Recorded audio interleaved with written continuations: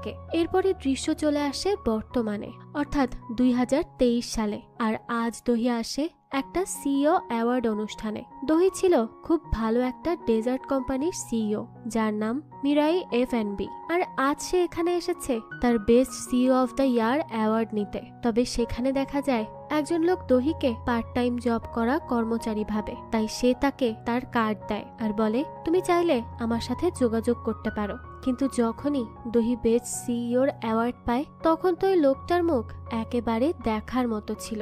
সে তো খুবই লজ্জায় পড়ে যায়, আর দহিও খুব ভাব নিয়ে সেখান থেকে হেঁটে যায়। তো এরপর আমরা দহিকে দেখি তার সেক্রেটারি মিস শিনের সাথে। মিস শিন দহিকে বলছিল, কেউ আছে যে চায় আপনাকে সবার সামনে নিচু করতে, তাই আমাদের কোম্পানির নামে উল্টোপাল্টা আর্টিকেল আসছে।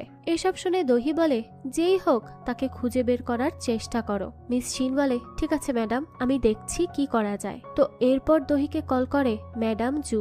আর এই ম্যাডাম জু দহিকে আজ থেকে 17 বছর আগে দত্তক নিয়েছিল, যখন দহির বাবা মা একটা অ্যাক্সিডেন্টে মারা যায়। তো ম্যাডাম জু দহিকে বেশ ভালোবাসে আর সব সময় আগলে রাখে। তো আজ সে দহিকে কল করেই নিজের আবদার শুরু করে দেয়। সে বলতে থাকে, দেখো তুমি কিন্তু আজ ডেটে যাবে। যদি তুমি ডেটে না যাও তাহলে কিন্তু আমি আমার কোনো রকম চেক আপই করাবো না, অসুস্থ হয়ে পড়ে থাকবো। আর দহিও যেহেতু তাকে অনেক ভালোবাসতো, তাই সে তার কথা শুনতে বাধ্য হয় আর ওই ব্লাইন্ড ডেটে যেতে রাজি হয়ে যায়। এদিকে গোয়ানকে একটা বাড়িতে দেখা যায় যেখানে অসংখ্য ঘড়ি আছে। তবে এইগুলো কিন্তু কোনো সাধারণ ঘড়ি না।